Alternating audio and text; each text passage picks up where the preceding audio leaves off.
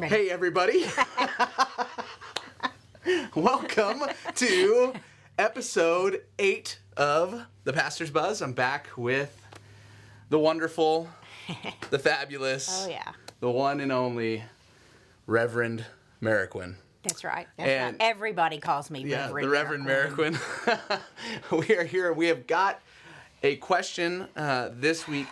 This was a tough one. Yeah, This is not, someone really put us to the test. They took the stump the pastor thing. They took it way too seriously. Yeah, really seriously. Like, this is a stumper. So the question is this. It comes from Scripture, a story in Scripture with a famous dude named Moses, right? And the question is, why didn't God let Moses enter into the promised land? So, Nance, set up the story for people. If you don't know the story of Moses. God had chosen this 80-something-year-old stuttering old man to take the people out of Egypt, and by God's power, he did it, got them through the sea. They grumbled because they had been come out of Egypt and they didn't think they had enough to eat. Wandering in the wilderness. God gave them what they needed to survive, to eat. And now we find them still wandering in the wilderness. Still grumbling. And they're still grumbling because now they get to a place where they don't have the kind of water to drink that they want to drink. They don't have water, which, you know what? I'd grumble. It's legit. I mean, that's a grumbler, Hydration is key in the desert. That's right. But they're grumbling again. And just like every time they've grumbled, Moses, as their leader, goes to God, asking for what do I do? What do I do now? Because they're grumbling. They're not happy. Mm-hmm. And that's where we pick up the story. Yeah. And so God gives Moses some instructions. Yeah, he does. And the bottom line is the reason why God doesn't let Moses into the promised land is because Moses disobeyed God, those instructions that he gave to Moses and Aaron, which was to go to this rock, okay? You're not going to read it? Oh, yeah, I guess I can read it. Scripture's good. A little bit of it. Yeah, so this is what happens. He took the staff from the place where it was kept before the Lord, and then he and Aaron summoned the people to come and gather at the rock, which is what they were told to do, to get everybody around the rock. And he says, "Listen, you rebels," he shouted, must we bring you water from this rock?"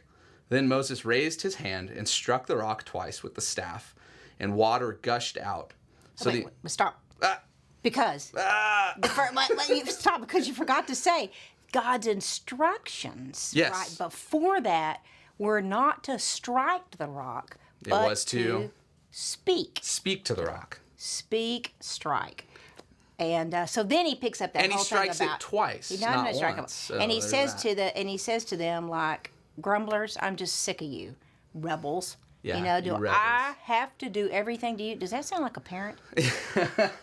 Yes. Do I have to do everything for you? Maybe once or twice I've taken that tone with my children. Okay, so that's where you picked it up. I'm sorry. That was an important part, though. Absolutely, yeah. So the bottom line is God gives them these instructions to speak to this rock to bring water out, and they don't do it exactly the way that God instructed them to do it. And because of that, there's consequences for Moses and for Aaron. And so... He says, you will not... Because you disobeyed me in front of your people, in front of the Israelites, you will not lead them into the promised land. Into the promised land. Harsh. So Moses, the guy who has been leading these people around for a long time, incredible sacrifice, great leader, is all of a sudden handed this pretty harsh sentence. Absolutely. And seems like a harsh punishment. Yeah, it seems really unfair. And so that's why the question was asked, is like, hey, what's up with God that he wouldn't let Moses, who was incredibly faithful most of his life to God, why would he be so harsh to him and not let him enter the promised land? So you're going to answer that one, right, Mitch? Well, we'll answer it together. Yeah, we'll answer it together. Yeah. When I read this, my immediate thought was, it was actually going to the scripture as a parent. Mm-hmm. And I think of God as a parent in a parental way a lot because it makes more sense. Yep. And the bottom line is, I think we are all really comfortable with God laying blessings on our lives, caring for us like a parent, like a good parent, like a good father would care for us. We are all about that. Yeah, we are. But the problem with parenting is you absolutely want to love your children and do everything you can for them, put good things in their life. But sometimes when your parent or when your children disobey you, there is a place for Discipline. Discipline. Discipline. Yeah. And discipline Absolutely. can be just as important in the raising of a child or a people, like God's people, Yep. as the good things that our Absolutely. parents and God provides for us. So it is a harsh punishment, and you can debate all day long whether you think it was too harsh, but it's God. He gets to kind of God gets to decide. Yeah, he God gets to decide that. Yeah, but it is similar to if y'all have ever had a parent that, I mean, I remember as a kiddo, I wanted to go to a party with somebody. It was a guy type, and I was young. And you're a my partier, Nance. my parents, my father almost never said no to me because I didn't ask crazy stuff. But on this occasion, he was really pretty harsh and stood on it like no, and I screamed and yelled and fussed and because in my mind I knew there was no reason I shouldn't be able to go to that party. I thought it was completely unfair, and I think my father knew more, had more wisdom, even though at the time I couldn't get it than I did, and so that's kind of the way I look at it too, as a parent. And also I thought of this when it said God said you stood before your people, you stood before the Israelites and did this, and that makes me think too of the responsibility of parenting. Absolutely. I mean, these were folks that had been enslaved. They had never known how to take care of themselves. They had, like prisoners, had been told every little thing to do. So they were learning to be people of God. And the model of Moses was extremely important. Well, he was their leader, right? And this is a story about Moses trusting God to do what God told him to do, to trust that if he does what God tells him to do, that God will be faithful. Right. And he doesn't do it the right way. Yeah. And he breaks that trust. And unfortunately for Moses, I think God sees that as a really important thing. He wants his people to know that you can trust me. That And if your leader leader does that, trusting you, it isn't trusting God, then that takes off the guardrails right. of can we trust God. So it is harsh.